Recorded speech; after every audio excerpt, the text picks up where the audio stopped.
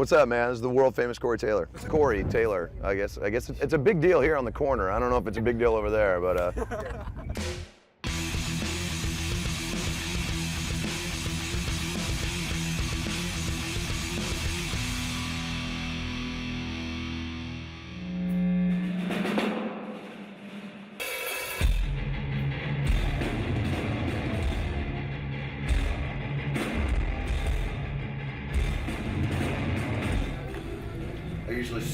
I usually sit out Soundcheck so I can save my voice for the show.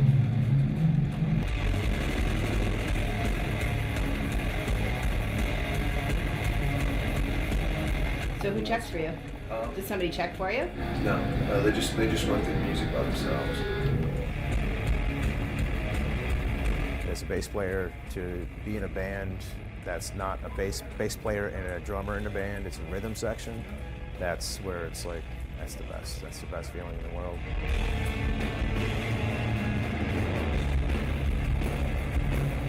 Somebody said there was a Starbucks not too far away.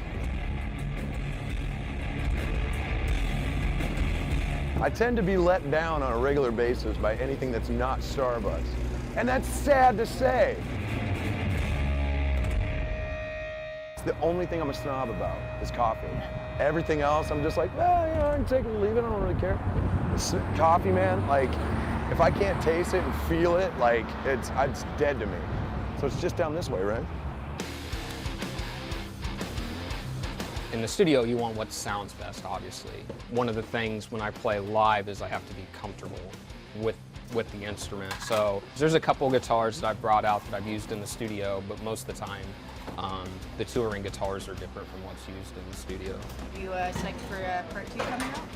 It's weird for me, I'll be honest with you, because it's literally been a year since we've recorded it. So, you know, it's like I've already played these songs to death, not only actually physically playing them, but I mean, I've listened to them. I was really involved in the mixing and all of that. What's up, man? How you doing, bro? Good, you know, got this weirdness following me all over the place. To everybody else that's new, it's like, well, it's been seriously a year since we've recorded this stuff, so it's pretty crazy. What the hell? Did you see that? What the hell is that? But I mean, it's cool, you know, I know a lot of people are excited, and we're excited about it because we feel like it's definitely not like a bunch of B-sides or throwaways that didn't make part 1. It's completely different, and we go on this whole new, I guess, musical journey as such. You know, once we got into the groove of recording part 1, you know, I think it opened us up to be a little bit more experimental, which part 2 is definitely a lot more experimental than part 1. There it is. I try to see as much as I can. You know, we were in Portland, Maine, and right across the street was like this really awesome comic shop. So me and Roy and Chow went over there, and like kids just kept following us in. I couldn't buy anything, man. It was bumming me out. You know, the way I grew up, I didn't have a lot. So the stuff that I had, man, I held on to. And now, because, you know, I can afford stuff, my son just thinks, well, I'll lose an iPod, it's fine. And it's like, well, no. Time out. You know, you see all this stuff? I've had this for 20 years, you know? You can't just do that. So it's getting harder and harder to teach him that stuff. But I'm trying. Let's see what else we got around here. It's the same as CDs, you know? Like, it's the search. It's finding something in the stacks and going, ooh, what's that? You know, there's an excitement with it. You don't get that with a Kindle. There's something about this that just freaks me out. That's not reading, that's playing a video game. And I've gotten into arguments with kids, like all over the place. It's, well, you know, you're just because you're old. And I'm like, well, yeah, I'm old, but I also understand the importance of things, you know?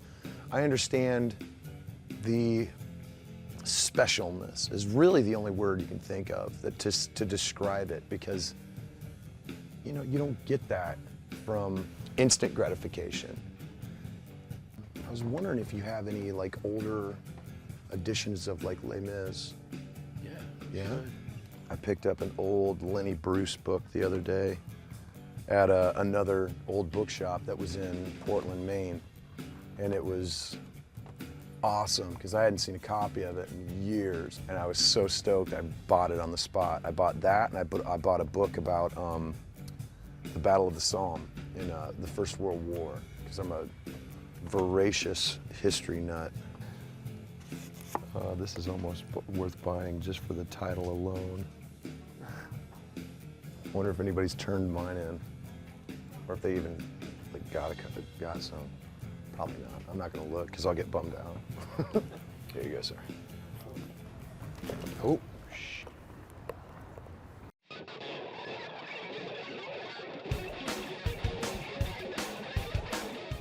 We use 3 different tunings. So there's basically the main guitar and a backup for each tuning. My 2 main guitars for C sharp and for B actually are these custom shop essays. Has my youngest daughter's name, Mia, so she picked out the finish for this guitar. And then the last one is the Zoe guitar, which is my oldest daughter, and this was the finish that she picked out. One great thing with technology, the way that it is, I just, FaceTime with everybody. With school going on and they're involved in so much stuff, honestly, their schedule's more chaotic than mine when I'm at home. It's like, when we're off, obviously, pretty much, I do whatever I want, and it's like their schedules are just so chaotic. It's hard not being there for certain stuff, but at the same time, it's, it is what it is if I want to do this.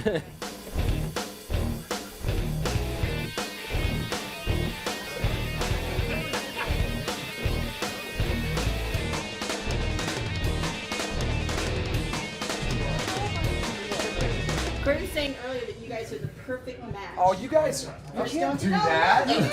Come on. You said that? Yes, I do. We weren't supposed to know that. Now tonight's gonna be that much better. You guys are out of here. No, you're not. Wow.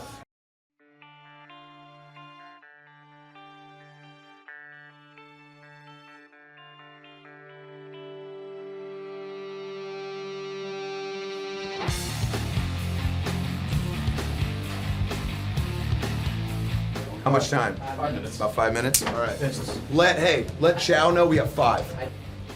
Funny thing is, I don't even know if there's anybody out there. No idea. Could be 12 people in this audience. Oh, it's been a great day. And then all of a sudden we're coming out there. 17. All right, boys, bring it in. 8 is enough. I know what you're all thinking. Yeah, it's New Jersey, but what they got for us. Let's do our thing, boys. Let's do it. Get out of here! Get by! Didn't turn it on. Nah, that's not shit. Okay.